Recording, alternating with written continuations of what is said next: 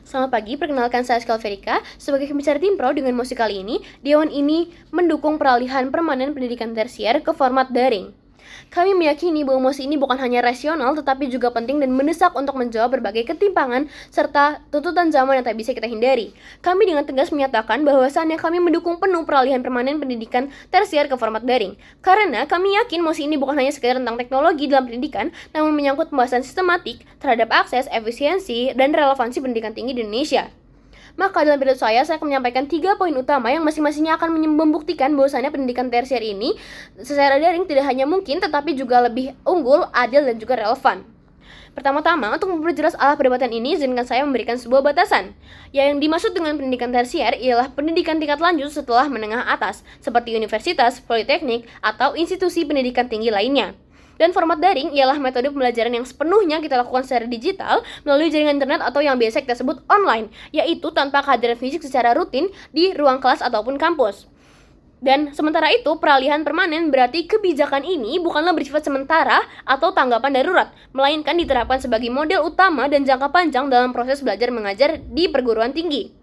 Kami akan membatasi perdebatan ini dalam konteks Indonesia sebagai negara berkembang dengan tantangan pendidikan yang kompleks baik dari segi sosial, geografis, ekonomi maupun infrastruktur dalam penyelenggaraan pendidikan tinggi. Saya akan menjelaskan beberapa poin yang telah saya sebutkan tadi, bahwasannya mengapa saya sangat setuju dengan Dewan Juri. Yang pertama ialah pendidikan daring akan memperluas akses secara merata. Seperti yang terjadi saat ini, bahwasannya pendidikan di Indonesia selama ini sangatlah terpusat. Kota-kota besar menjadi magnet utama untuk mahasiswa karena hanya di sanalah kampus-kampus unggulan tersedia. Namun, tidak semua orang memiliki kemampuan untuk merantau. Biaya kos, transportasi, dan kehidupan kota adalah beban tambahan yang akan mematikan peluang. Dan dengan sistem daring, kita akan membuka akses pendidikan tinggi ke seluruh pelosok negeri Indonesia.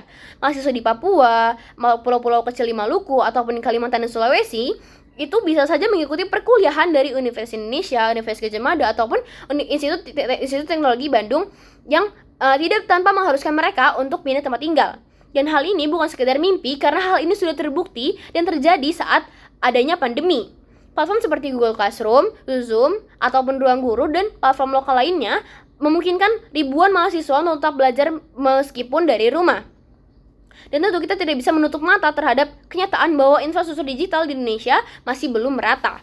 Namun, tantangan ini justru menunjukkan bahwa pemerintah dan institusi pendidikan memiliki urgensi untuk berinvestasi lebih besar pada pembangunan infrastruktur internet yang inklusif dan merata. Dengan kata lain, pendidikan daring bukan hanya sebagai solusi, tetapi justru menjadi katalisator percepatan pemerataan pembangunan teknologi di Indonesia. Poin kedua saya ialah mengapa saya sangat setuju dengan Dewan Juri ialah pendidikan daring jauh lebih fleksibel, efisien, adaptif terhadap realitas hidup mahasiswa. Kita tidak bisa menutup mata bahwasannya kuliah di Indonesia membutuhkan biaya yang cukup besar, bahkan juga untuk universitas-universitas negeri. Biaya hidup, makan, transportasi, dan juga tempat tinggal akan menghabiskan lebih dari setengah anggaran yang dikeluarkan mahasiswa tersebut. Tetapi dengan sistem daring ini, semua itu bisa kita tekan. Mahasiswa ini bisa tetap tinggal bersama keluarganya, tidak perlu pindah kota, dan bahkan bisa bekerja sambil belajar. Fleksibilitas ini sangatlah penting, terutama bagi mahasiswa yang juga menjadi tulang punggung ekonomi keluarganya. Seperti yang kita ketahui, tidak sedikit mahasiswa di Indonesia bekerja sambil berkuliah. Dan pendidikan daring ini memungkinkan mereka bisa belajar di malam hari ataupun menonton rekaman materi perkuliahan saat sedang luang. Mata perkuliahan sedang berlangsung bisa mereka tonton ulang kembali di rumahnya masing-masing. Dan hal ini bukanlah kemunduran, tetapi bentuk nyata dari pendidikan yang menghormati pilihan mahasiswanya. Dan bukan hanya untuk mahasiswa, tetapi juga dosen dan institusinya akan mendapatkan keuntungan bahwasannya karena kuliah daring ini memungkinkan efisiensi operasional, mengurangi penggunaan ruang fisik, dan bahkan memungkinkan kolaborasi antar kampus secara lebih luas. Poin ketiga saya ialah pendidikan daring ini akan mempersiapkan mahasiswa untuk realitas kerja di masa depan. Mari kita jujur bahwasannya dunia kerja hari ini tidak lagi berbasis ruang fisik. Banyak perusahaan sudah mengadopsi sistem jarak jauh baik secara penuh maupun tidak. Dengan kata lain, kuliah daring ini justru melatih kemampuan digital yang sangat dibutuhkan dalam pasar kerja saat ini dan yang akan datang.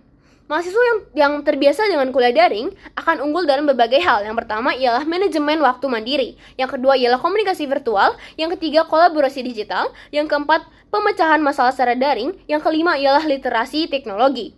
Sementara itu, sistem kuliah tetap yang sangat kaku, penuh birokrasi dan bergantung pada kehadiran fisik tidak lagi sejalan dengan dinamika industri modern. Kalau kita tetap memaksakan sistem konvensional, kita justru menyiapkan lulusan yang tidak relevan. Sedangkan dengan sistem daring, kita mencetak lulusan yang siap bekerja, adaptif, dan melek akan teknologi.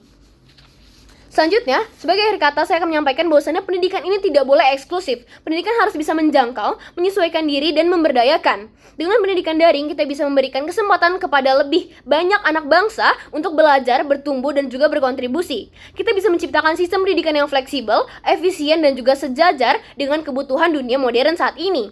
Karena itu kami dengan seluruh keyakinan dan argumen yang telah saya sampaikan tadi menyatakan bahwasannya kami mendukung penuh peralihan permanen pendidikan tersier ke format daring. Sekian dari saya, terima kasih.